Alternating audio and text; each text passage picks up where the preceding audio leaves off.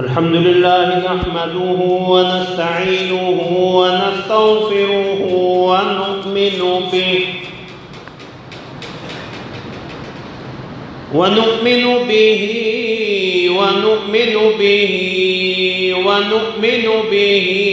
ونتوكل عليه ونعوذ بالله من شرور أنفسنا ومن سيئات أعمالنا من يهده الله فلا مضل له ومن يضلل فلا هادي له ونشهد أن لا إله إلا الله وحده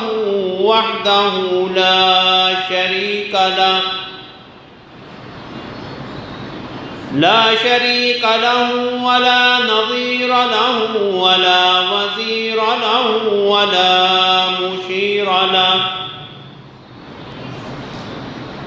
ولا مثل له ولا مثال له ولا مثيل له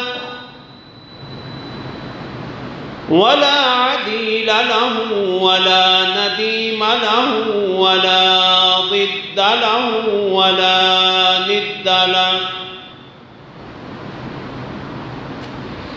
ونشهد أن سيدنا وسندنا وحبيبنا وحبيب ربنا وطبيب قلوبنا وقرة أعيننا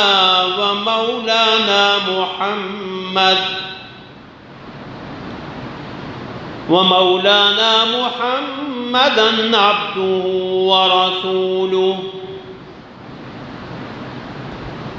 أما بعد فأعوذ بالله من الشيطان الرجيم بسم الله الرحمن الرحيم ومن يطع الله والرسول فأولئك مع الذين أنعم الله عليهم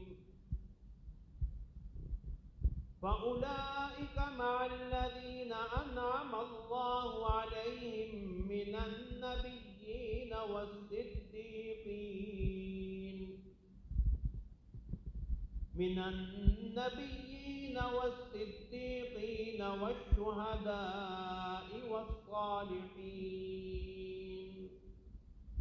وحسن أولئك رفيقا ذلك الفضل من الله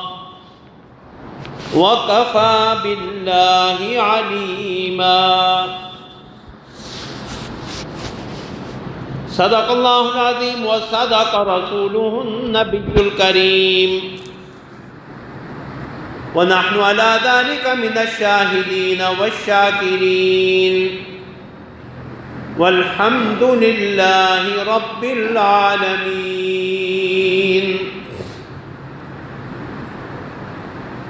اللهم صل على محمد وعلى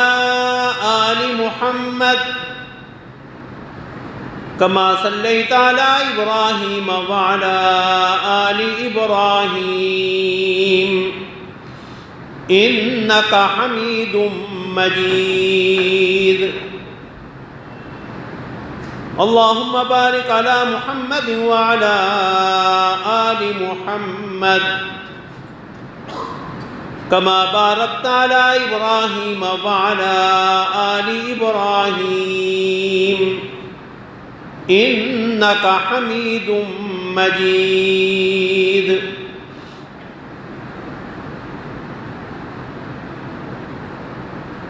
سبحان ربك رب العزة عما يصفون وسلام على المرسلين والحمد لله رب العالمين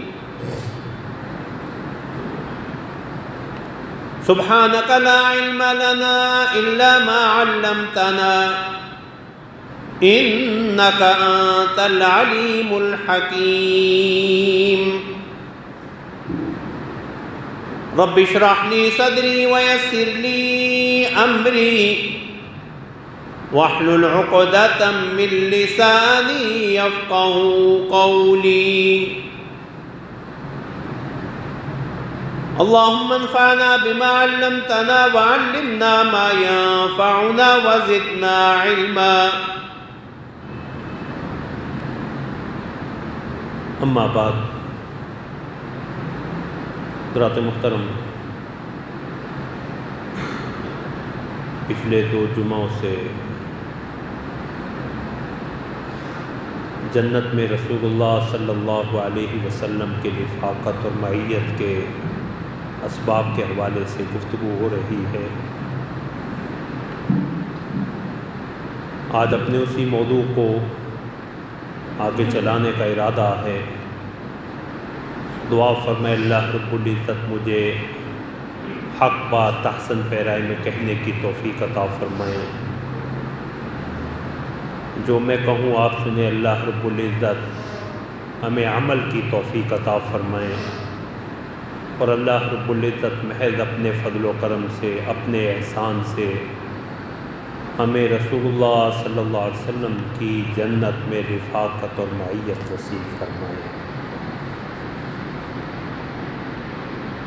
5 اسباب یا 5 اعمال کے حوالے سے گفتگو ہو چکی ہے جو جنت میں رسول اللہ صلی اللہ علیہ وسلم کی رفاقت کا سبب بنیں گے. اختصار کے ساتھ تمہیداً انہیں دہرا دیتا ہوں تاکہ مجھے اپنے موضوع کو آگے چلانے میں آسانی ہو. پہلا عمل اللہ اور اللہ کے رسول کی اطاعت ہے. اسی مناسبت سے سورہ نساء کی جو آیت کریمہ میں نے تلاوت کی، وَمَن يُطِعِ اللَّهَ وَالرَّسُولَ فَأُولَٰئِكَ مَعَ الَّذِينَ أَنْعَمَ اللَّهُ عَلَيْهِمْ، جو اللہ اور رسول کی اطاعت کرے گا تو یہ وہ لوگ ہیں جو ان لوگوں کے ساتھ ہوں گے جن پہ اللہ رب العزت نے اپنا انعام فرمایا. من النبیین والصدیقین والشہداء والصالحین، یعنی انبیاء، صدیقین، شہداء اور صالحین. وحسن اولئک رفیقا، اور یہ بہترین رفیق اور ساتھی ہیں. دوسرا عمل نمازوں کا اہتمام کرنا، جسے رسول اللہ صلی اللہ علیہ وسلم نے کثرت سجود سے تعبیر فرمایا. حضرت ربیعہ بن کعب اسلمی رضی اللہ تعالیٰ عنہ فرماتے ہیں کہ میں رسول اللہ صلی اللہ علیہ وسلم کی خدمت میں ہی رات گزارا کرتا اور رسول اللہ صلی اللہ علیہ وسلم کے وضو کا پانی یا دیگر ضرورت کی اشیاء آپ کی خدمت میں پیش کرتا. تو ایک دفعہ رسول اللہ صلی اللہ علیہ وسلم نے مجھے کہا کہ ربیعہ، جو مانگنا چاہتے ہو مانگو. تو میں نے کہا یا رسول اللہ مجھے جنت میں آپ کی رفاقت چاہیے. تو رسول اللہ صلی اللہ علیہ وسلم نے پوچھا وغیر ذالک، اس کے علاوہ کوئی اور خواہش اور تمنا؟ تو میں نے کہا ہوا ذاک یا رسول اللہ میری تو یہی تمنا ہے. تو رسول اللہ صلی اللہ علیہ وسلم نے فرمایا فاعنی علی نفسک بکثرت السجود، اس معاملے میں کثرت سجود سے میرے ساتھ تعاون کرو. تیسرا عمل جو رسول اللہ صلی اللہ علیہ وسلم کی حدیث مبارک میں بیان ہوا، وہ خوش نصیب آدمی جو اللہ پہ کامل ایمان رکھے اور رسولوں کی کامل تصدیق کریں. حضرت ابو سعید خدری رضی اللہ تعالیٰ عنہ کے حدیث کا بیان ہوا تھا کہ رسول اللہ صلی اللہ علیہ وسلم نے فرمایا کہ اہل جنت اپنے سے اوپر والے بالا خانوں والوں کو یوں دیکھیں گے جیسے تم مشرق یا مغرب میں دور کسی چمکتے ہوئے ستارے کو دیکھتے ہو. تو صحابہ کرام نے پوچھا تلک منازل الانبیاء، یا رسول اللہ کیا یہ انبیاء کے مقامات اور درجات ہیں؟ لا یبلغھا غیرہم، جہاں اور کوئی نہیں جا سکے گا. تو رسول اللہ صلی اللہ علیہ وسلم نے فرمایا بلا والذی نفسی بیدی، کیوں نہیں، اس مقام کو اور لوگ بھی پا سکتے ہیں. اور وہ خوش نصیب کون ہیں؟ رجال آمنوا باللہ وصدقوا المرسلین، وہ آدمی جو اللہ پہ ایمان لائیں اور رسولوں کی کامل تصدیق کرتے رہیں. چوتھا عمل رسول اللہ صلی اللہ علیہ وسلم نے بیان فرمایا امانت دار اور سچا مسلمان تاجر. یہ بھی جنت میں انبیاء کے ساتھ ہوگا۔ رسول اللہ صلی اللہ علیہ وسلم نے فرمایا، حضرت عبداللہ بن عمر رضی اللہ تعالیٰ عنہ کی حدیث ہے، التاجر الامین الصدوق المسلم مع النبیین والصدیقین والشہداء یوم القیامہ، امانت دار سچا مسلمان تاجر قیامت والے دن انبیاء، صدیقین اور شہداء کے ساتھ ہوگا۔ پانچواں عمل جس کے حوالے سے بھی تفصیل گفتگو ہوئی تھی، یتیم کی کفالت ہے، یتیم کی پرورش کرنے والا۔ رسول اللہ صلی اللہ علیہ وسلم کا فرمان ہے، حضرت سہل بن سعد رضی اللہ تعالیٰ عنہ کی حدیث ہے صحیح بخاری کی، کہ رسول اللہ صلی اللہ علیہ وسلم نے فرمایا، انا وکافل الیتیم فی الجنۃ ھکذا، میں اور یتیم کی کفالت کرنے والے جنت میں اس طرح ہوں گے۔ اور رسول اللہ نے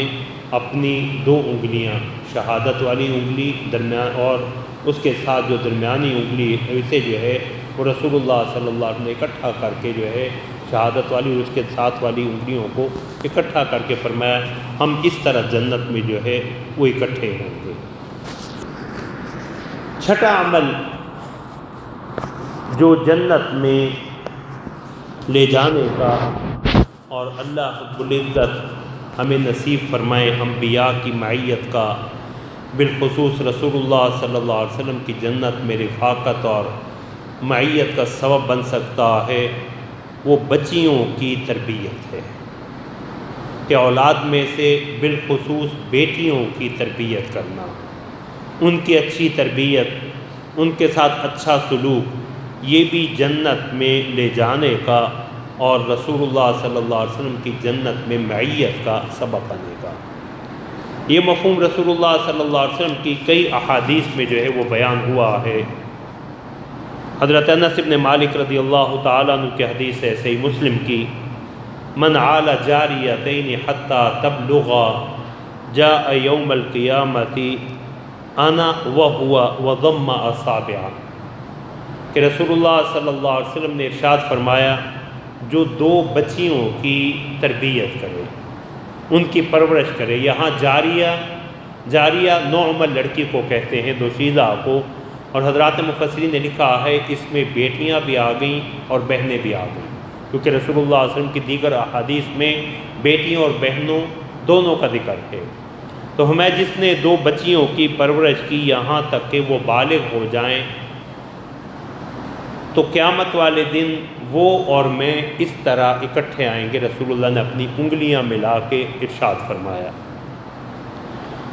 اور امام نووی رحمۃ اللہ علیہ نے لکھا ہے کہ بچیوں کی تربیت کرنے سے مراد کیا ہے، قام علیہما بالمؤنۃ والتربیۃ ونحوہما، کہ ان کی مادی ضروریات کو بھی پورا کرے، ان کی اچھی تربیت اور ان کے ساتھ حسن سلوک کو روا رکھے، تو یہ جنت میں رسول اللہ صلی اللہ علیہ وسلم کی معیت اور ساتھ کا سبب بنے گا۔ یہی مفہوم حضرت انس رضی اللہ تعالیٰ عنہ کی سنن ابن ماجہ کی ایک صحیح حدیث میں مذکور ہے کہ رسول اللہ صلی اللہ علیہ وسلم نے فرمایا، من عال ابنتین او ثلاثا او اختین او ثلاثا، جو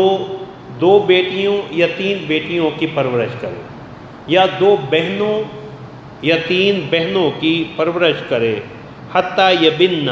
یہاں تک کہ وہ اس سے جدا ہو جائیں کہ بالغ ہو جائیں، ان کی شادی ہو جائے، اپنے اپنے گھروں میں چلی جائیں، یا موت ان کے درمیان جدائی پیدا کر دے، او یموت عنہن، یا یہ شخص ان کی پرورش کرتے کرتے ان کے حقوق ادا کرتا رہے یہاں تک کہ خود اللہ کے پاس پہنچ جائے، اسے موت آ لے۔ فرمایا کنت انا وہو فی الجنۃ کہاتین، میں اور وہ جنت میں یوں اکٹھے ہوں گے۔ واشار باصبعہ الوسطی والتی یلیہا، آپ نے اپنی درمیانی اور اس کے ساتھ والی انگلیوں کو ملا کے اشارہ فرمایا۔ تو اس حدیث میں رسول اللہ صلی اللہ علیہ وسلم نے دو بیٹیوں یا تین یا دو بہنوں یا تین بہنوں کی پرورش پہ اس اجر کو جو ہے وہ ذکر فرمایا آپ نے۔ تربیت اولاد جو ہے یہ ایک شرعی فریضہ ہے، والدین کی ذمہ داری ہے۔ اللہ رب العزت نے اس حوالے سے ارشاد فرمایا کہ یا ایھا الذین آمنوا قوا انفسکم واہلیکم نارا، اے ایمان والو اپنے آپ کو اور اپنے گھر والوں کو جہنم کی آگ سے بچاؤ۔ یہاں حضرات مفسرین نے لکھا ہے کہ اللہ رب العزت نے ان کی اچھی تربیت، ان کی تعلیم و تربیت کے حوالے سے یہ انداز اور اسلوب جو اختیار فرمایا کہ اپنے آپ کو اور اپنے گھر والوں کو جہنم کی آگ سے بچاؤ۔ اور میں اس میں اشارہ اس بات کی طرف ہے کہ اولاد کی دینی تعلیم و تربیت اور ان کی آخرت بچانے کی اتنی ہی فکر کرنی چاہیے جتنی معاذ اللہ اگر دنیا میں کہیں آگ لگ جائے تو ان کی جان بچانے کی فکر کی جاتی ہے۔ حضرت علی رضی اللہ تعالیٰ عنہ اس آیت کریمہ کی وضاحت کرتے ہوئے فرمایا کرتے تھے علموہم وادبوہم، اولاد کو تعلیم دو، انہیں اچھے آداب سکھاؤ۔ حسن بصری رحمۃ اللہ علیہ کہا کرتے تھے مروہم بطاعت اللہ وعلموہم الخیر، کہ انہیں اللہ کی اطاعت کا حکم دو اور انہیں خیر کی باتیں سکھاؤ۔ تو اولاد کی سب سے بڑی ذمہ داری جو والدین پہ ہے وہ ان کی اچھی تربیت ہے۔ رسول اللہ صلی اللہ علیہ وسلم نے فرمایا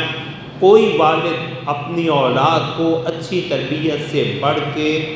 کوئی اچھا تحفہ نہیں دے سکتا۔ تو والدین کے اولاد کے حوالے سے جتنی بھی فکر ہے ان میں سب سے بڑی فکر وہ اولاد کی تربیت کی ہونی چاہیے، بالخصوص ان کی آخرت بنانے کی۔ یہ انبیاء کی فکر ہے۔ حضرت یعقوب علیہ السلام آخری وقت اپنے بچوں کو جمع کر کے ما تعبدون من بعدی، میرے بعد کس کی عبادت کرو گے؟ ابراہیم علیہ السلام رب اجعلنی مقیم الصلاۃ ومن ذریتی، اے اللہ مجھے بھی نماز کا پابند بنا اور میری اولاد کو بھی۔ ربی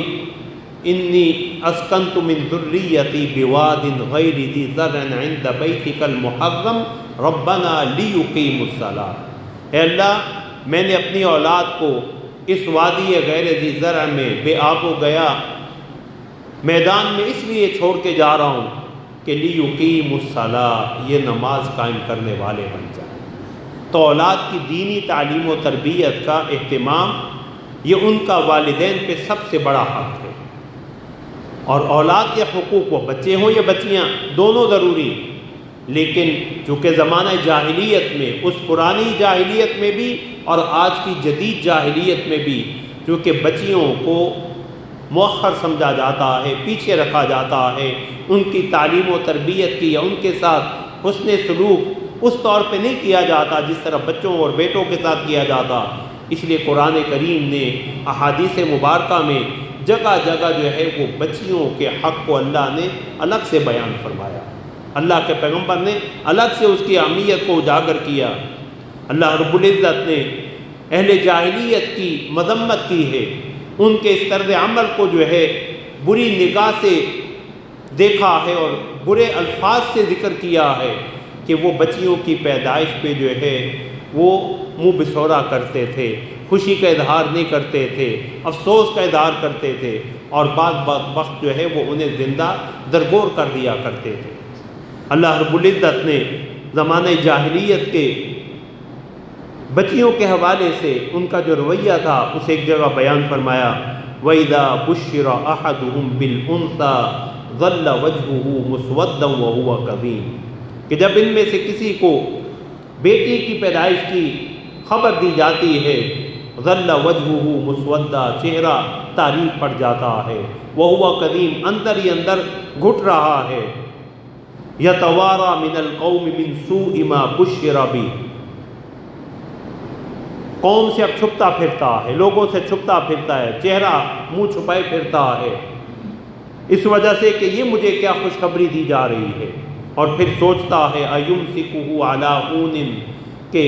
ذلت اور عار برداشت کرتے ہوئے اس بچی کو زندہ رکھوں، أَمْ يَدُسُّهُ فِي التُّرَابِ، یا معاذ اللہ جو ہے اسے زندہ مٹی میں دفنا دوں۔ اللہ نے فرمایا أَلَا سَاءَ مَا يَحْكُمُونَ، خبردار یہ بہت برا فیصلہ ہے جو وہ کر رہے ہیں۔ اللہ رب العزت نے قرآن کریم میں کہیں بچیوں کی ولادت کو یا بچیوں کی نعمت کو بچوں سے پہلے ذکر کیا۔ بچیوں کا ذکر اللہ نے جہاں اولاد کی نعمت کا ذکر کیا، اللہ نے پہلے بیٹی کی نعمت کا ذکر فرمایا۔ فرمایا للہ ملک السماوات والارض، آسمان اور زمین کی بادشاہت اللہ ہی کے لیے ہے۔ یخلق ما یشاء، وہ جو چاہتا ہے پیدا کرتا ہے۔ یہب لمن یشاء اناثا، پہلے بچیوں کا ذکر، جسے چاہتا ہے بیٹیاں عطا کرتا ہے۔ وَيَهَبُ لِمَن يَشَاءُ الذُّكُورَ، اور جسے چاہتا ہے بیٹے عطا کر دیتا ہے۔ أَوْ يُزَوِّجُهُمْ ذُكْرَانًا وَإِنَاثًا، اور جسے چاہے رلوی بارش کر دے، بیٹے بھی عطا کر دے بیٹیاں بھی عطا کر دے۔ وَيَجْعَلُ مَن يَشَاءُ عَقِيمًا، اور وہ بے نیاز جسے چاہے بانجھ رکھے، نہ بیٹا دے نہ بیٹی دے، اولاد سے محروم رکھے۔ إِنَّهُ عَلِيمٌ قَدِيرٌ، وہ بڑا علم والا، بڑی قدرت والا۔ تو اس آیت کریمہ میں اللہ رب العزت نے جو ہے وہ بیٹیوں کی نعمت کو جو ہے وہ پہلے ذکر کیا۔ یہاں بعض سلف صالحین سے منقول ہے، فرمایا کرتے تھے کہ البنوۃ نعمہ والبنات حسنات، کہ بیٹا کا ہونا یہ اللہ کی طرف سے نعمت ہے، اور بیٹیوں کا ہونا جو ہے یہ اللہ کا احسان نعمت ہے۔ نعمت پہ واللہ یحاسب علی النعمہ، اللہ ہر نعمت پہ حساب لیں گے، اور نیکیوں پہ اللہ اچھا بدلہ عطا فرماتے ہیں۔ امام احمد رحمۃ اللہ علیہ کے پاس ان کے ایک شاگرد آئے اور کہا مجھے اللہ نے 7 بیٹیاں دی، میں ہر بیٹی کی پیدائش کے موقع پہ امام احمد کے پاس آتا اور ذکر کرتا اللہ نے بیٹی دی، تو وہ فرمایا کرتے تھے کہ مطمئن رہے الانبیاء آباء البنات، انبیاء اکثر بیٹیوں کے ہی باپ گزرے، کہ اللہ نے اگر بیٹوں کی ولادت کوئی شرف اور عزت کا باعث اللہ کی نگاہ میں ہوتا تو اللہ انبیاء کرام کو جو ہے وہ بیٹیوں سے محروم کر کے انہیں بیٹے ہی دیتا۔ ہمیں انبیاء اکثر جو ہے وہ بیٹیوں کے باپ گزرے ہیں۔ رسول اللہ صلی اللہ علیہ وسلم کی متعدد احادیث، جن میں 2 میں نے بنیادی طور پہ ذکر کی، کہ رسول اللہ صلی اللہ علیہ وسلم کہ جس نے 2 بچیاں یا 2 بہنوں 3 بہنوں یا 2 بیٹیوں یا 3 بیٹیوں کی پرورش کی، یہاں تک کہ وہ بالغ ہو جائیں، شادی ہو جائے، ان کے اپنے گھر میں چلی جائیں، یہ ان کے درمیان موت جو ہے وہ تفریق کر دے، رسول اللہ صلی اللہ علیہ وسلم نے فرمایا جنت میں میرے ساتھ اکٹھی ہوں گی۔ کتب حدیث میں ایک اور حدیث ملتی سیدہ عائشہ رضی اللہ تعالی عنہ کی، صحیح مسلم اور صحیح بخاری کی، فرماتی ہیں کہ میرے پاس ایک خاتون آئی، 2 بچیاں اس نے اٹھا رکھی تھی گود میں، اور اپنی ضرورت پیش کی کہ کھانے پینے کے لیے کچھ نہیں، تو فرمایا میرے پاس جو ہے وہ کچھ نہیں تھا اس وقت، میرے پاس جو ہے وہ 3 کھجوریں تھیں، تو میں نے 3 کھجوریں انہیں دے دیں، اس نے 1 کھجور ایک بچی کو دی، دوسری کھجور دوسری بچی کو دی، تیسری کھجور اس سے پہلے کہ وہ اس کی گٹلی نکال کے جو ہے اپنے منہ میں ڈالے، بچیاں اپنی کھجور سے فارغ ہو کے پھر ماں کی طرف تکنے لگیں، ماں کی طرف ہاتھ بڑھا دیا اس کھجور کی طرف، اس خاتون نے جو ہے وہ اس کھجور کے بھی 2 ٹکڑے کیے، دونوں کے منہ میں آدھی آدھی کھجور ڈال دی، خود بھوکی رہی۔ فرمایا رسول اللہ صلی اللہ علیہ وسلم تشریف لائے تو میں نے رسول اللہ صلی اللہ علیہ وسلم کے سامنے یہ واقعہ ذکر کیا، تو رسول اللہ صلی اللہ علیہ وسلم نے فرمایا من ابتلی من البنات بشیء فاحسن الیہن، جو ان بیٹیوں میں سے کسی چیز کے ساتھ آزمایا گیا۔ اب یہاں اللہ نے اسے ابتلا اور آزمائش کیوں قرار دیا؟ کہ زمانہ جاہلیت میں بھی بچی کی ولادت کو معیوب سمجھا جاتا تھا، انہیں بوجھ سمجھا جاتا تھا، اور آج بدقسمتی سے آج کی اس نئی جاہلیت میں بھی، دور جدید کی اس جاہلیت میں بھی معاذ اللہ بچی کو والدین، بد نصیب والدین جو ہے وہ اپنے لیے بوجھ سمجھتے ہیں، جنہیں بچی کی اہمیت کا اور قدر و منزلت کا پتہ نہیں۔ تو رسول اللہ صلی اللہ علیہ وسلم ہے کہ جو شخص بھی، اور یہاں حضرات مفسرین نے لکھا ہے کہ یہ صرف باپ کے لیے نہیں، ماں باپ دونوں کے لیے، کہ لفظ عام ہے، تربیت جس طرح باپ کرتا ہے اسی طرح ماں بھی کرتی، بلکہ ماں کی تربیت کا کردار زیادہ۔ اسی طرح اگر بڑا بھائی جو ہے وہ بہنوں کی تربیت کر رہا ہے، ان کی ضرورت، تو رسول اللہ کے الفاظ عام ہیں، بلکہ حضرات علماء نے لکھا ہے کہ یہ تو خاندان کی کسی بھی خاتون، وہ عمر میں چھوٹی ہو بڑی ہو، ماں ہے، پھوپھی ہے، خالہ ہے، ان کے ساتھ حسن سلوک سے اللہ کے ہاں اسی اجر کی امید ہے۔ من ابتلی من البنات بشیء، فرمایا جسے اللہ نے بچیاں دے کے آزمایا، فاحسن الیہن، اور وہ ان کے ساتھ اچھا سلوک ہی کرتا رہا، کن لہ سترا من النار، قیامت والے دن یہ جہنم میں جانے سے رکاوٹ اور پردہ بن جائے گی، جہنم میں لے جانے سے بچانے والی۔ آج جن بچیوں کو ہم جو ہے وہ اپنے اوپر بوجھ سمجھتے ہیں، رسول اللہ صلی اللہ علیہ وسلم کی یہ احادیث بتلا رہی ہیں کہ یہ قیامت والے دن جو ہے جنت میں جانے کا سبب اور جہنم سے بچاؤ کا ذریعہ ہو۔ امام نووی رحمۃ اللہ علیہ نے ان احادیث کو ذکر کرنے کے بعد ذکر کیا کہ ان احادیث میں بچیوں کے ساتھ اچھے سلوک کی فضیلت ہے، ان پہ خرچہ کرنا، والصبر علیہن، ان کے حوالے سے صبر اور ہمت سے کام لینا، اور ان کے امور جو ان کی تعلیم و تربیت ہے، ان کے اخراجات ہیں، شادی بیاہ ہے، یہ سارے امور فرمایا ان سب میں جو ہے ان کے ساتھ اچھا سلوک کرتا رہے، حسن سلوک کرتا رہے، تو اللہ رب العزت کے ہاں یہ اولاد اور یہ بچیاں جو ہے وہ جہنم میں جانے سے رکاوٹ اور عار بن جائیں گی۔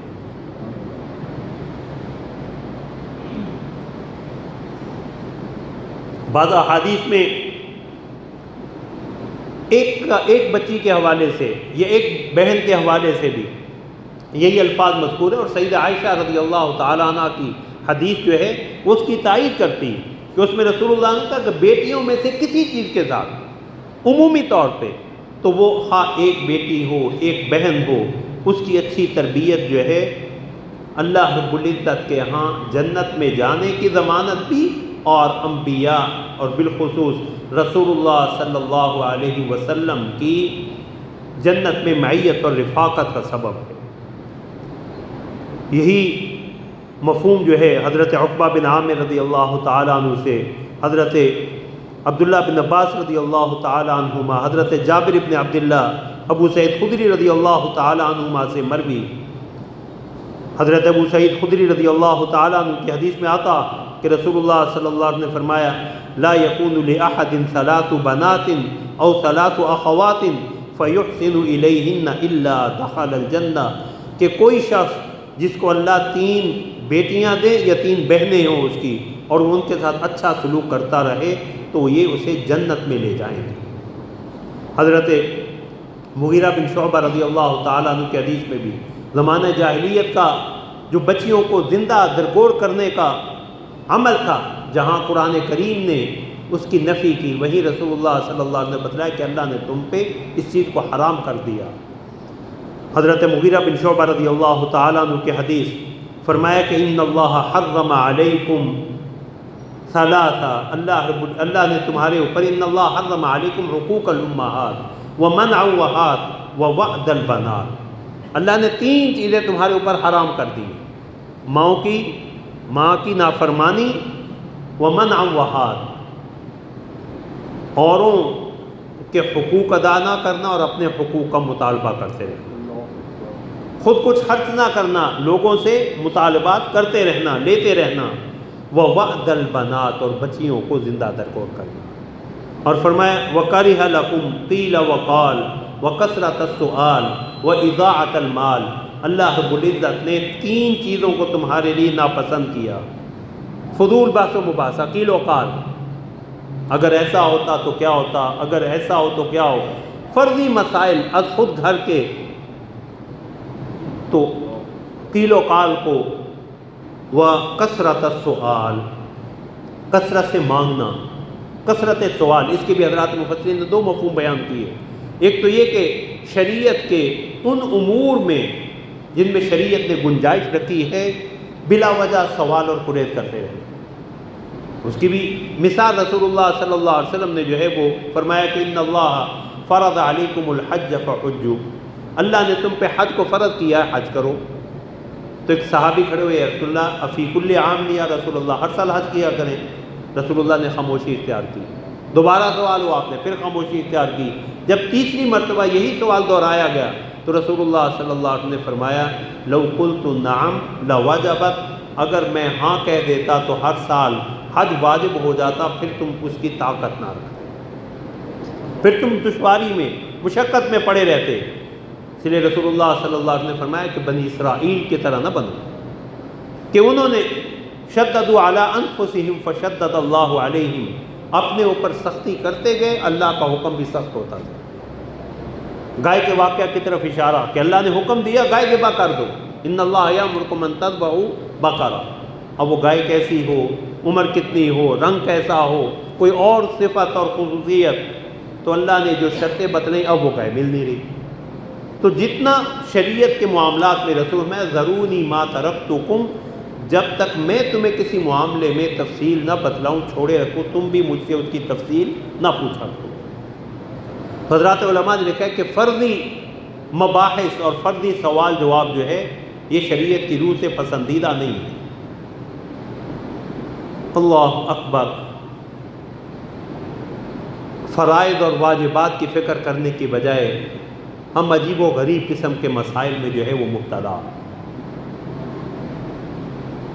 کتب تاریخ میں آتا ہے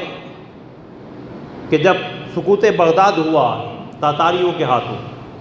اس وقت وہاں کے عوام اور ظاہری طور پہ علم کا لبادہ اوڑھنے والے افراد عجیب و غریب قسم کے مسائل میں الجھے ہوئے تھے، جن میں ایک بطور مثال کتب تاریخ میں ملتا ہے کہ اصحاب کہف کے کتے کا رنگ کیا تھا، کالا تھا، سفید تھا، کس رنگ کا تھا۔ اب اس سے شریعت کا کون سا مسئلہ جو ہے وہ اس میں ہمیں عمل کرنے میں مدد ملتی ہے۔ ہم بھی طرح طرح کے مسائل چارپائی پہ بیٹھ کے، ابھی ہمارے حاجی شبیر صاحب بتلا رہے تھے جی چارپائی پہ بیٹھ کے روٹی کھانا جائز ہے یا ناجائز ہے، عجیب و غریب قسم کے، ہمیں فرائض کی فکر نہیں، نماز کی فکر نہیں، زکوٰۃ کی فکر نہیں، اور اس طرح کے فرضی مباحث میں اپنی ساری توانائیاں جو ہے وہ صرف کر دیں۔ کثرت السؤال، دوسرا جو ہے وہ کثرت السؤال، بغیر کسی ضرورت کے دوسروں کے سامنے دستے سوال دراز کرنا۔ یہاں رسول اللہ صلی اللہ علیہ وسلم کی وہ حدیث میں نے پہلے بھی بارہا ذکر ہوئی، رسول اللہ صلی اللہ علیہ وسلم نے فرمایا کہ جو شخص بغیر کسی شرعی ضرورت کے لوگوں کے سامنے دستے سوال دراز کرتا ہے اس کی کبھی پوری نہیں ہوتی، اس کی حاجتیں پوری نہیں ہوتی۔ اللہ اکبر، رسول اللہ صلی اللہ علیہ وسلم نے اس حدیث میں والدین کی نافرمانی، منع وحات، خود کچھ نہ دینا اور اپنے حقوق کا مطالبہ، اپنے حقوق، اپنے فرائض ذمہ داریاں ادا نہ کرنا، اپنے حقوق کی فکر کرتے رہنا، جو ہمارا بالعموم مزاج بن چکا کہ ہم اپنے فرائض اور ذمہ داریوں کی طرف نگاہ نہیں کرتے، اپنے حقوق کا مطالبہ کرنے میں لگے رہتے ہیں۔ اور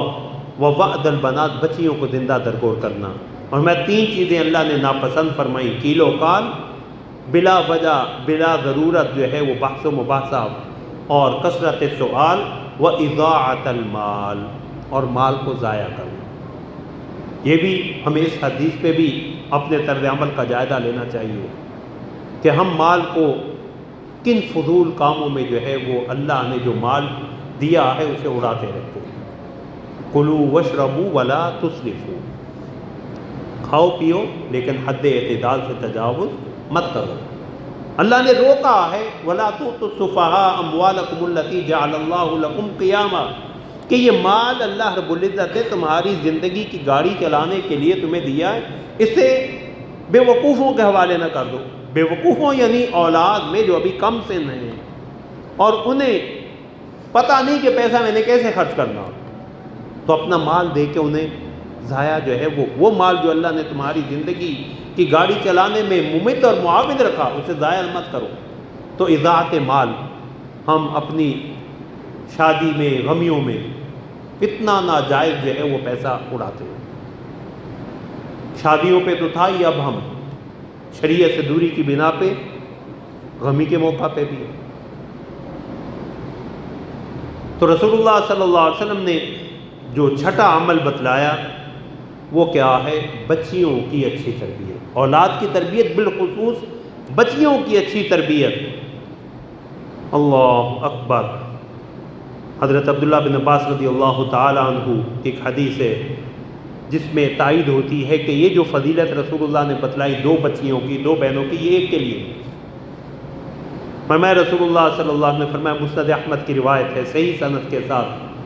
کہ من ولدت لہو ابنہ، جسے اللہ نے ایک بیٹی دی، بچیوں کو اپنے اوپر بوجھ نہ سمجھا کرو، یہ تمہاری جنت میں جانے کا سبب ہے، جہنم میں جانے سے رکاوٹ ہے۔ میں من ولدت لہو ابنہ، جسے اللہ ایک بیٹی دے، فلم یعدھا، اسے زندہ درگور نہ کرے۔ اب ایک زمانہ جاہلیت کا زندہ درگور کرنا تھا جسمانی، اور ایک اس کے حقوق سے، اسے تعلیم و تربیت سے محروم کر کے اسے معنوی طور پہ، روحانی طور پہ زندہ درگور کرنا۔ فلم یعدھا ولم یہنھا، بچی کے ساتھ اہانت آمیز، توہین والا، بے عزتی والا رویہ نہ اپنائے۔ ولم یؤثر ولدہ علیہا، یعنی ذکر اپنے نرینہ اولاد کو، بیٹوں کو بیٹیوں پہ فوقیت نہ دے، بیٹوں کو بیٹیوں پہ فوقیت اور ترجیح نہ دے۔ فرمایا ادخلہ اللہ الجنہ، اللہ اسے بہل جنہ، اس بیٹی کی وجہ سے جنت میں لے جائے۔ تو بیٹی کی ولادت پہ رسول اللہ میں کہ نہ اس سے زندہ درگور کرے، نہ اس کے ساتھ توہین آمیز رویہ اپنائے، اور اپنے بیٹوں کو اس پہ فوقیت اور ترجیح نہ دے، تو یہی بیٹی جو ہے وہ جنت میں جانے کا سبب بن جائے گی۔ تو چھٹا عمل جو ہے جنت میں رسول اللہ صلی اللہ علیہ وسلم کی رفاقت کا، معیت کا، وہ بچیوں کی اچھی تربیت ہے۔ اللہ ہمیں اس حوالے سے اپنی ذمہ داریوں کا احساس نصیب فرمائیں۔ اللہ اکبر۔ 7واں عمل، ارکان اسلام کی پابندی۔ اسلام کے جو اہم ارکان، اسلام کے 5 ارکان ہیں، ان کی پابندی۔ حدیث میں آتا ہے بنی الاسلام علی 5، اسلام کی بنیاد 5 چیزوں پہ: شہادت اللہ الہ الا اللہ وان محمد الرسول اللہ، اس چیز کی گواہی دینا کہ اللہ کے سوا کوئی معبود برحق نہیں، محمد صلی اللہ علیہ وسلم اللہ کے رسول ہیں۔ وإقام الصلاۃ، نماز قائم کرنا۔ وإیتاء الزکاۃ، زکوٰۃ ادا کرنا۔ وصیام رمضان، اور رمضان کے روزے رکھنا۔ وحج البیت لمن استطاع الیہ سبیلا، صاحب استطاعت کے لیے بیت اللہ کا حج کرنا۔ اس حوالے سے جو حدیث مذکور ہے،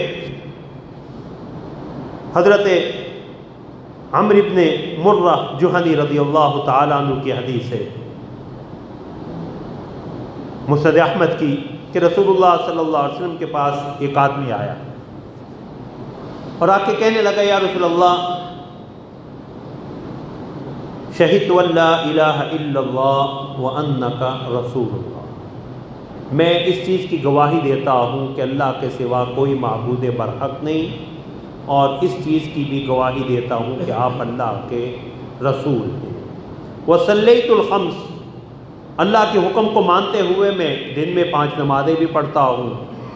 وادیت زکوٰۃ مالی، میں اپنے مال کی سالانہ زکوٰۃ بھی ادا کرتا ہوں۔ وصمت شہر رمضان، اور میں رمضان کے مہینے کے روزے بھی رکھتا ہوں۔ اللہ کی توحید، آپ کی رسالت کا اقرار کرتا ہوں، نماز کی پابندی، زکوٰۃ کی ادائیگی اور رمضان کے روزے۔ تو رسول اللہ صلی اللہ علیہ وسلم نے فرمایا، من مات علی ذالک کان مع النبیین والصدیقین والشہداء یوم القیامہ ہکذا ونصب اصبعیہ، فرمایا جو ان اعمال کو اپنائے رکھے اور دنیا سے جانا اس کا انہی اعمال پہ ہو، توحید اور رسالت کی کامل گواہی، نمازوں کی پابندی، زکوٰۃ کی ادائیگی اور رمضان کے روزے، فرمایا جس کی موت ان اعمال پہ آئی، قیامت والے دن وہ انبیاء، صدیقین اور شہداء کے ساتھ اس طرح اکٹھا ہوگا۔ اب یہاں اس حدیث میں حج کا ذکر نہیں ہے، حج کا ذکر نہیں ہے۔ اس کی وجہ حضرات محدثین نے 2 وجوہات بیان فرمائی ہیں۔ ایک یہ کہ ہو سکتا ہے یہ واقعہ اس وقت کا ہو جب حج فرض نہیں ہوا، کیونکہ حج جو ہے وہ 9 ہجری میں جا کے فرض ہوا۔ دوسری وجہ یہ کہ حج صاحب استطاعت پہ ہے، یہ شخص صاحب استطاعت نہ ہو، اس پہ حج جو ہے وہ فرض نہ ہو، مالدار نہ ہو، تو اس لیے جو فرائض اس پہ لاگو ہو رہے تھے اس نے ان کا ذکر کیا۔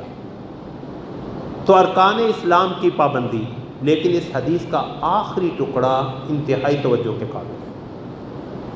کہ جس کا ان اعمال پہ، توحید پہ، رسالت پہ، نماز پہ، زکوٰۃ کی ادائیگی پہ، رمضان کے روزے اپناتے ہوئے زندگی گزری، اسی حالت میں انہی اعمال پہ موت آئی، تو وہ جنت میں انبیاء، صدیقین اور شہداء کے ساتھ ہوگا، لیکن ما لم یعق والدی، جب تک اپنے والدین کی نافرمانی نہیں کرتا۔ معلوم ہوا کہ والدین کی نافرمانی اتنا بڑا گناہ ہے جس سے یہ سارے اعمال جو ہے وہ ضائع ہو گئے۔ تو رسول اللہ صلی اللہ علیہ وسلم نے اس حدیث میں جو آخری الفاظ میں شرط بیان کی ہے کہ والدین کی نافرمانی نہ کرے۔ وَقَضَىٰ رَبُّكَ أَلَّا تَعْبُدُوا إِلَّا إِيَّاهُ وَبِالْوَالِدَيْنِ إِحْسَانًا۔ اللہ نے قرآن کریم میں جگہ جگہ اپنی توحید کے ساتھ، والدین کے ساتھ حسن سلوک کو ذکر کیا۔ آپ کے رب نے حکم دے دیا، فیصلہ سنا دیا، لازم کر دیا، اللہ تعبدوا الا ایاہ، کہ اس کے سوا کسی اور کی عبادت نہ کرنا۔ وبالوالدین احسانا، اور والدین کے ساتھ اچھا سلوک کرنا۔ جگہ جگہ قرآن کریم جو ہے وہ اپنی توحید کے ساتھ جو ہے وہ والدین کا حق ذکر کرتا، اور اس کی وجہ حضرات مفسرین نے لکھی ہے کہ اللہ ہمارے وجود کے آنے کا اصل سبب، ہمیں وجود دینے کا اللہ ہمارا رب ہے، لیکن ہمارے دنیا میں آنے کا ظاہری سبب ماں باپ ہے۔ ظاہری سبب اللہ نے ہمارے دنیا میں آنے کا ماں باپ کو بنایا، اس لیے اللہ رب العزت نے ماں باپ کے حقوق کو، اللہ کے حقوق میں سب سے بڑا حق حق توحید ہے، اور بندوں کے حقوق میں انسان کے ذمے سب سے بڑا حق جو ہے وہ ماں باپ کا حق ہے۔ ماں باپ کی نافرمانی نہ ہو، تو اگر ماں باپ کی نافرمانی ہے تو معاذ اللہ یہ بڑے اعمال بھی ضائع ہو گئے۔ رسول اللہ صلی اللہ علیہ وسلم کی مختلف احادیث، کہیں فرمایا اللہ کی رضا، اللہ کی خوشنودی ماں باپ کی خوشنودی اور رضا میں ہے، کہیں رضا الرب فی رضا الاب، کہ اللہ کی خوشنودی باپ کی خوشنودی میں، کہیں فرمایا کہ اور اللہ کی ناراضگی باپ کی ناراضگی میں، اور دوسری حدیث میں اللہ کی ناراضگی ماں باپ کی ناراضگی میں، کہ ماں باپ ناراض ہیں تو یہ سجدے، یہ اعتکاف، یہ روزے، یہ حج، یہ زکوٰۃ و صدقات کام آنے والا نہیں۔ والدین کے ساتھ حسن سلوک، فَإِمَّا يَبْلُغَنَّ عِندَكَ الْكِبَرَ أَحَدُهُمَا أَوْ كِلَاهُمَا فَلَا تَقُل لَّهُمَا أُفٍّ وَلَا تَنْهَرْهُمَا وَقُل لَّهُمَا قَوْلًا كَرِيمًا، وَقُل لَّهُمَا قَوْلًا كَرِيمًا۔ بڑھاپے میں والدین دونوں یا کوئی ایک، اب بڑھاپے کے اپنے تقاضے ہوتے ہیں، تو ان کے فلا تقل لہما اف، انہیں ماں باپ کو اف تک نہ کہنا۔ سیدنا علی رضی اللہ تعالیٰ عنہ فرمایا کرتے تھے کہ اگر اف سے کوئی ادنا اور ہلکا جملہ یا لفظ ہوتا جس سے والدین کی ناراضگی کا پہلو نکل سکتا ہوتا تو اللہ اسے بھی حرام قرار دیتا۔ فلا تقل لہما اف ولا تنہرہما، ماں باپ کو ڈانٹنا مت، جھڑکنا مت، وقل لہما قولا کریما، ان سے اچھی باعزت طریقے سے نرم بات کرنا۔ اللہ اکبر، کہیں اللہ فرماتے ہیں انشکر لی ولی والدی، میرے اور اپنے والدین کے شکر گزار کرنا۔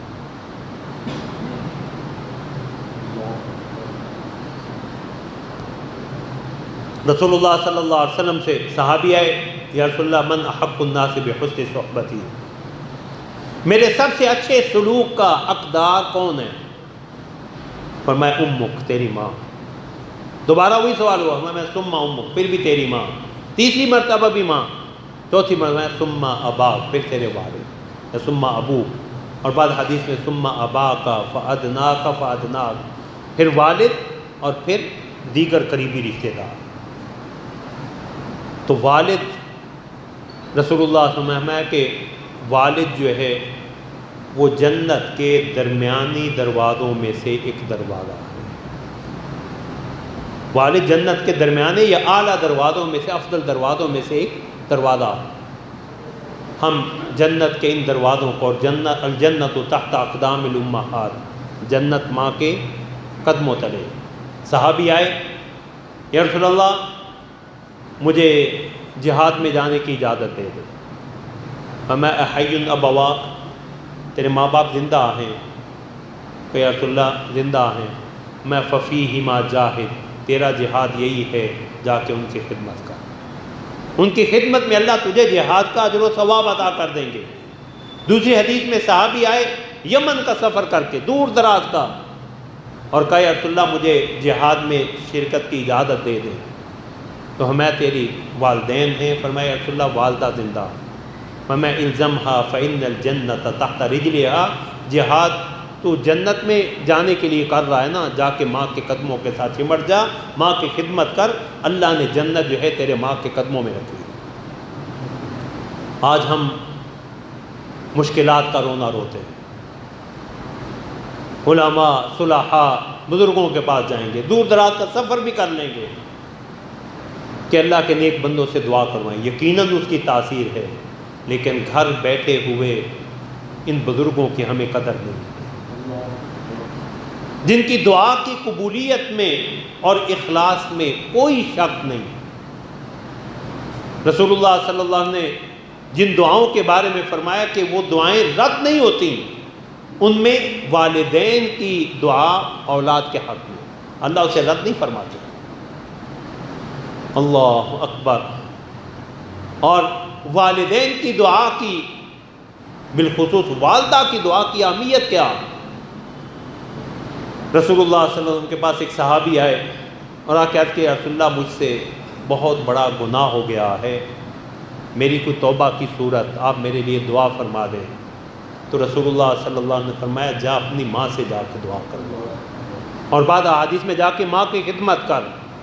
تو حضرات محدثین نے لکھا ہے کہ رسول اللہ صلی اللہ علیہ وسلم کی دعا دنیا بھر کی ماؤں کی دعاؤں سے افضل اور اعلیٰ، لیکن پیغمبر صلی اللہ علیہ وسلم نے امت کو سبق دینا تھا کہ میں تو دنیا سے چلا جاؤں گا، میری امت کے وہ افراد جنہیں یہاں حاضری بھی میرے روضہ اطہر پہ نہیں ہوگی، اللہ نے تو ان کے گناہوں کو بھی معاف کرنا۔ ماں کی خدمت کر لو، ماں کو راضی کر لو، جنت جو ہے اللہ نے فرمایا ماں کی خدمت کر، ماں کو راضی کر۔ صحابی کہنے رسول اللہ میری والدہ نہیں دنیا سے چلی گئی، فرمایا خالہ ہے؟ کہا خالہ۔ ہمیں خالہ کی خدمت کر، خالہ سے دعا کروا، خالہ بھی ماں ہی ہے۔ تو ہم گھر میں بیٹھے ہوئے ان بزرگوں کو تو ہم نے ناراض کر رکھا۔ بالخصوص میں اپنے عزیز نوجوان ساتھیوں سے کہنا چاہوں گا کہ دنیا کے وقتی مفادات، اپنی وقتی خواہشات کی تکمیل کے لیے ماں باپ کو ناراض نہ کرو۔ آج کل کے نوجوان کا سب سے بڑا مسئلہ رشتوں کے انتخاب میں کہ والدین زندگی ہم نے گزارنی، یہ ہمارے نوجوان کا عام جملہ کہ زندگی ہم نے گزارنی، ماں باپ نے گزارنی۔ ماں باپ کی مان کے دیکھ پھر دیکھنا اللہ کیسی برکت عطا فرماتے ہیں۔ اور پیغمبر صلی اللہ علیہ وسلم نے اللہ اکبر ماں باپ کی اطاعت کے حوالے سے جو تعلیمات دی اور اس پہ جو اجر و ثواب ویسے کرنی، انہیں مقام کیوں ملا کہ رسول اللہ صلی اللہ علیہ وسلم حضرت عمر کو اور اپنے صحابہ کو کہہ رہے ہیں کہ میری امت میں ایک شخص ہے قرن کا اگر تم میں سے کوئی اسے پائے تو اسے میری امت کے لیے دعا کی درخواست کرے۔ وہ ویسے کر دی۔ دیکھیں دو چیزیں سامنے، ایک یہ ہے کہ بیمار والدہ کو چھوڑ کے آئیں، رسول اللہ صلی اللہ علیہ وسلم کی خدمت میں شرف صحابیت پالیں، رسول اللہ کے زمانے میں تھے، لیکن والدہ کی خدمت کی بنا پہ، والدہ کی خبرگیری کی بنا پہ شرف صحابیت کو قربان کیا۔ نہیں آ سکے رسول اللہ صلی اللہ علیہ وسلم کی زیارت کے لیے، شرف صحابیت پانے کے لیے، لیکن والدہ کی خدمت کی بنا پہ اللہ نے یہ اجر اور مقام دے دیا کہ صحابہ کو کہا کہ اگر اویس سے ملاقات ہو تو میری امت کے لیے ان سے دعا کروانا۔ اور ہم والدین کی پسند، والدین کی رائے کو کوئی اہمیت نہیں دیتے۔ اور آج کل کے نوجوان کا ایک اور ایشو، ایک اشکال یہ کہ جی ماں باپ ہم پہ زیادتی کر رہے ہیں۔ ایک تو یہ ہماری کج فہمی یا غلط فہمی ہے کہ ماں باپ ہم پہ ظلم کر رہے ہیں۔ ماں باپ معصوم نہیں، ہو سکتا ہے ان سے کوئی کوتاہی ہو جائے، لیکن ارادتاً ماں باپ کبھی بھی اولاد پہ ظلم نہیں کرتے۔ کسی نہ کسی خیر کا پہلو ان کے ذہن میں ضرور ہوتا، لیکن وہ بھی معصوم تو نہیں ہے۔ لیکن شریعت نے حکم کیا دیا ہے کہ اگر ماں باپ کی طرف سے کوئی ایسا رویہ آ بھی جائے تو لا تعقن والدیک، تو اپنے والدین کی کبھی بھی نافرمانی نہ کرنا۔ اب مسند احمد کی حدیث، رسول اللہ صلی اللہ علیہ وسلم ہے کہ لا تعقن والدیک، کبھی بھی اپنے ماں باپ کی نافرمانی نہ کرنا۔ ایک صحابی اٹھے، یا رسول اللہ وَإِن ظَلَمَانِي، اب صحابہ ظلم کے معنی سے بھی آگاہ تھے اور اس کی معنویت اور گہرائی سے بھی کہ ظلم کسے کہتے ہیں۔ ہمارے ہاں صحابہ کے ہاں لفاظی نہیں تھی یا الفاظ کا غلط استعمال نہیں تھا کہ والدین نے مخلصانہ طور پہ کوئی رائے بھی دی تو اولاد اسے ظلم سے تعبیر کرتی، زیادتی سے تعبیر کرتی۔ تو صحابی کہتے ہیں یا رسول اللہ اگر میرے ماں باپ مجھ پہ ظلم کریں، پیغمبر صلی اللہ علیہ وسلم نے 3 دفعہ ارشاد فرمایا وَإِن ظَلَمَاكَ وَإِن ظَلَمَاكَ وَإِن ظَلَمَاكَ، اگر تو یہ سمجھ رہا ہے کہ ماں باپ تجھ پہ ظلم کر رہے ہیں، زیادتی کر رہے ہیں، پھر بھی تجھے ان کی نافرمانی کا حق اور اختیار حاصل نہیں ہے۔ تو اس حدیث کے جو آخری الفاظ ہیں اس میں ہمارے لیے بہت بڑا سبق ہے۔ اللہ کی توحید کا بھی قائل ہے، رسول اللہ صلی اللہ علیہ وسلم کی رسالت کا بھی قائل ہے، نمازیں بھی 5 پڑھ رہا ہے، زکوٰۃ بھی دے رہا ہے، رمضان کے روزے بھی رکھ رہا ہے، عبادات تو ساری پوری کر رہا ہے، حج فرض ہو تو حج بھی کر لے گا، لیکن پیغمبر صلی اللہ علیہ وسلم نے فرمایا ان اعمال پہ اسے موت آتی ہے انبیاء، صدیقین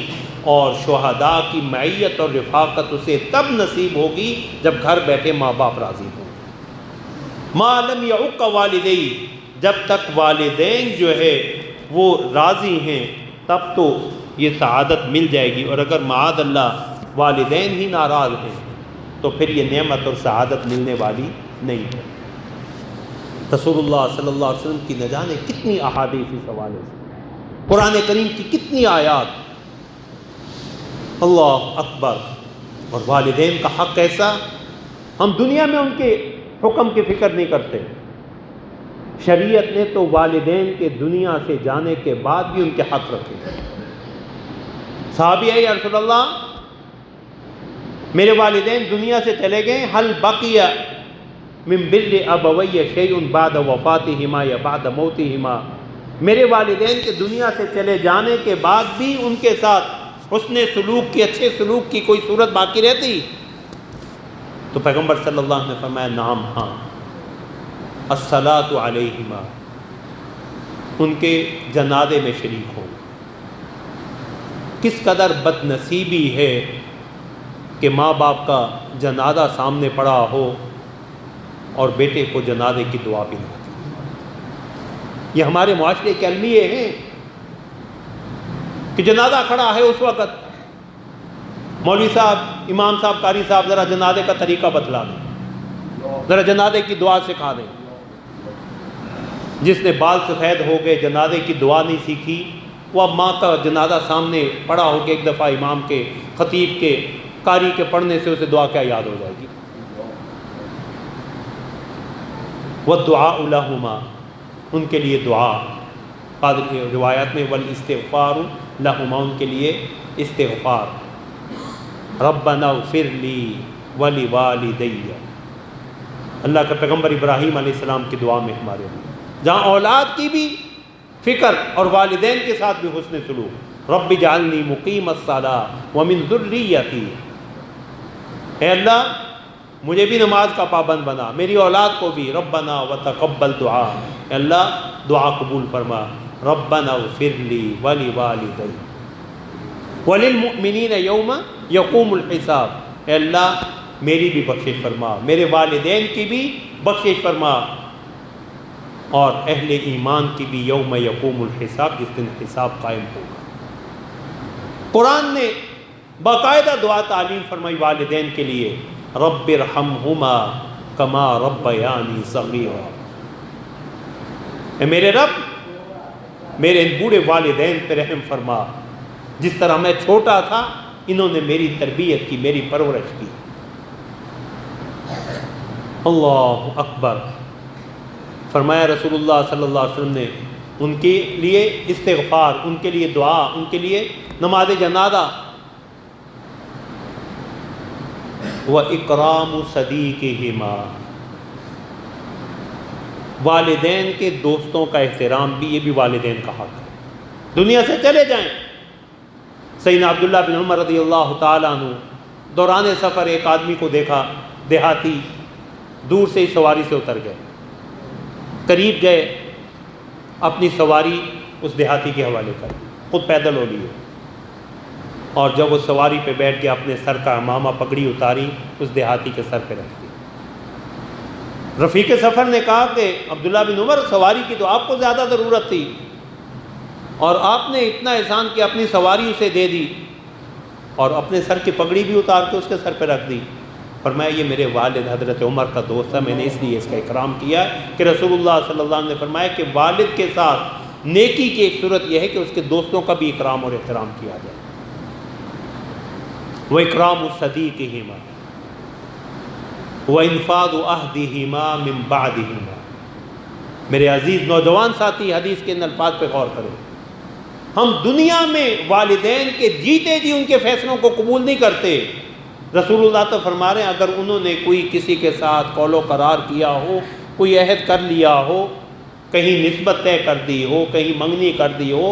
تو والدین کے دنیا سے جانے کے بعد بھی ان کے اس عہد کو نبھانا یہ بھی اولاد کے ذمہ لازم۔ وَإِنْفَاذُ عَهْدِهِمَا مِنْ بَعْدِهِمَا وَصِلَةُ الرَّحِمِ الَّتِي لَا تُوصَلُ إِلَّا بِهِمَا، وہ رشتے نبھانا جن کی بنیاد یہ ماں باپ، ددیال کے سارے رشتوں کی بنیاد باپ ہے، ننیال کے سارے رشتوں کی بنیاد ماں ہے، اور ایک رشتہ جس کی ہمیں نبھانے کی فکر ہی نہیں ہے، جس میں دونوں بنیادیں موجود ہیں۔ آج ہمارے معاشرے کا المیہ بدقسمتی سے کہ بہنوں اور بھائیوں میں محبت ہی نہیں ہے۔ بہن بھائی کا رشتہ وہ ہے، یا بھائیوں کا بہنوں کا رشتہ یہ جس میں ماں باپ دونوں کی بنیاد موجود ہے، چچا ہے، پھوپھی ہے باپ کی طرف سے، خالہ ہے، ماموں ہے ماں کی طرف سے،